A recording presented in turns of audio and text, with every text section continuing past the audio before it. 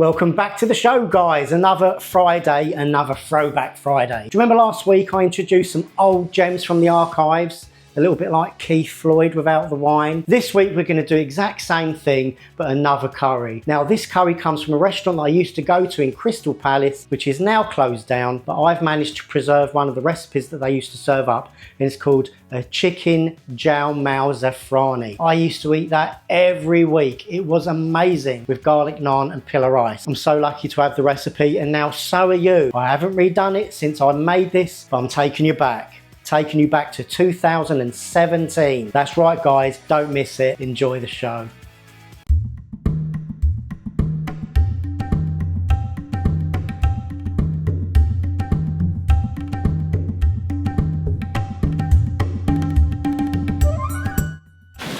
Welcome back to Al's Kitchen. I'm going to be doing a nice chicken Jal Mal Zafrani. Now this is a chef special. This isn't run-of-the-mill Boonas, Doppiazas, chicken tikka masalas or madras.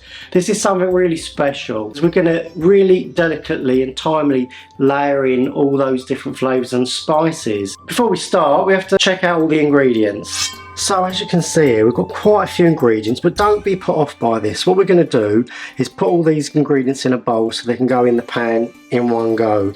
It's all in the preparation. As you know, a lot of restaurants prep so many ingredients in advance. Some poor sod has to do that, and that's the only job he does, is chop, chop, chop, grate and slice. Anyway, so let's get started with the ingredients. I've got a very small amount here of red onion. You can use white onion, and a very small amount of finely diced green pepper. And the same again with red pepper. This is going to give your sauce a nice bit of body. Here I have a very small handful of coriander stem. Now this is a very important ingredient. This is going to give you a lovely flavour in the gravy when it's finished. The coriander is going to release all of its flavour. It's more intense in the stem than in the leaves. So here I have a small handful. Okay, so I'm going to have to do all this from head because I've prepared all this in advance. So let's see if I can remember. Here we have half a teaspoon of mint sauce. This is just normal mint sauce that you would put on roast lamb. And here we have a very tiny amount of tamarind paste. Now this is literally the tip of a teaspoon. There's probably just a little too much here, so I won't use all of this. Just the tip of the teaspoon of tamarind paste. This is going to give you a sour note. Right, onto the spices. Here I have a teaspoon of freshly ground cumin seeds. You can use powder if you've got it, but I prefer to grind them up myself. And here I have half a teaspoon of coriander powder. Here I have a third teaspoon of garam masala. And again a third teaspoon of turmeric powder. Here I have a large pinch or a quarter teaspoon, I would say, of cardamom powder. And here a quarter teaspoon of asafoetida. This is going to really accentuate the garlic notes in the curry. Okay, so on to some woody spice now. I have a single clove. There you go, if you can see that. And also a small piece of cinnamon. So there's your woody spices. Here I have half a teaspoon of Kashmiri chili powder, and here I have a tablespoon of ordinary Heinz tomato ketchup. Doesn't have to be Heinz, but it has quite a nice sweetness. And here I have 2 tablespoons of mango chutney. Any brand will do. So now onto the zafrani, which is basically saffron. This is real saffron. This was very expensive. I paid like £3.50 for like, there's 1 gram in there. Yeah, there you go, 1 gram. This is an optional ingredient, but it really does add that touch of uniqueness, classiness, if you like. We're going to put this on at the very end. And to dress the curry also, I have fresh red mild red chilli. Did I say red? And this is going to go on the end to make the curry look pretty, just as you'd get in a restaurant. Here I have 4 cloves of sliced garlic, very, very finely sliced. And here, some very finely chopped ginger. This is a teaspoon. And onto the chicken. Now this is uncooked chicken. I've not gone with the pre-cooked chicken. You're at home, you're not in a restaurant. You don't have to be turning this out in 5 minutes quick. This is raw, but I have cut the chicken smaller than usual. This is so that we make sure that the chicken does get cooked right through. There's no need to marinate the chicken. All the flavour is going to be in the gravy.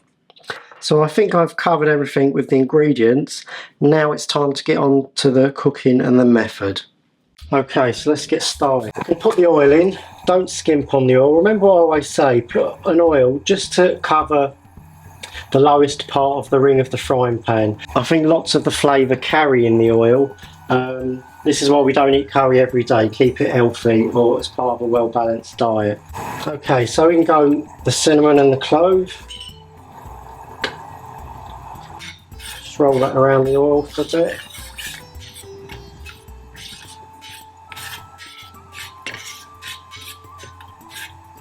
We're just going to soften the peppers and the onion.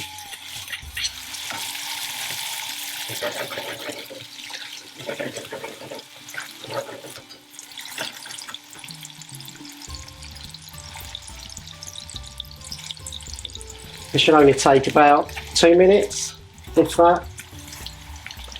And then what we're going to do is we're going to add our spices, our garlic, our ginger, so that'll be the next step.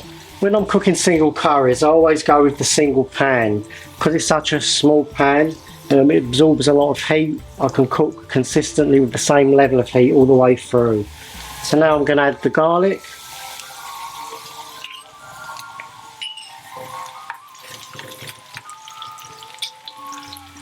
Don't want to cook the garlic too long, so we don't want it to burn. We just want to soften it and make it nice and mellow. So I would say about 30 seconds with the garlic. Then goes the ginger.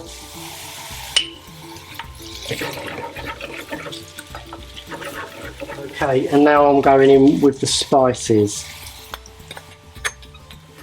Not too long with the spices. I'll say not longer than 20 seconds with this. And now we're going to build very slowly. Just a very tiny touch of base gravy.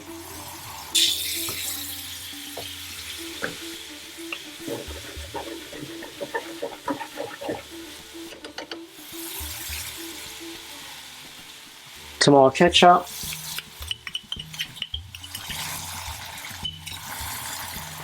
Mint.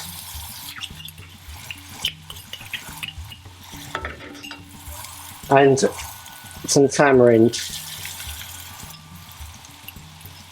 Just a very tiny amount there.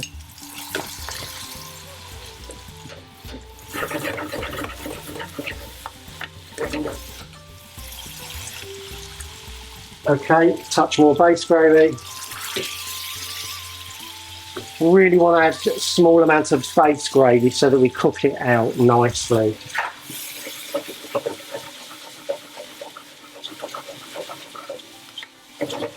Yeah, that flaming effect adds a nice smoky flavour to the curry. So if you can achieve that at home, please do that. So all the oil's come to the top already. Just another touch of base gravy.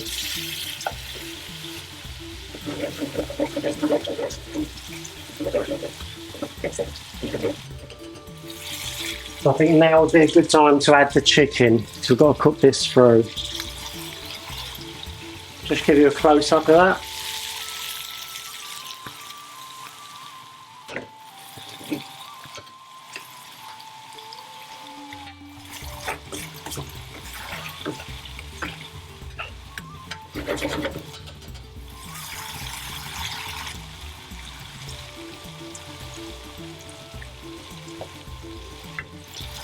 So now I'm going to put a full ladle of base gravy.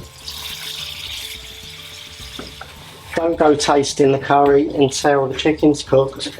You don't know food poisoning.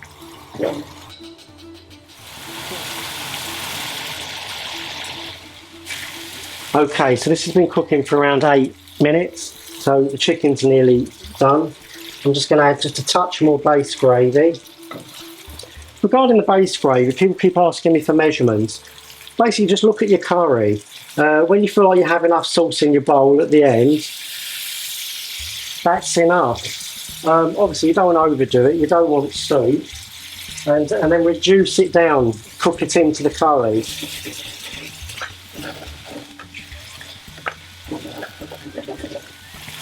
Mango chutney.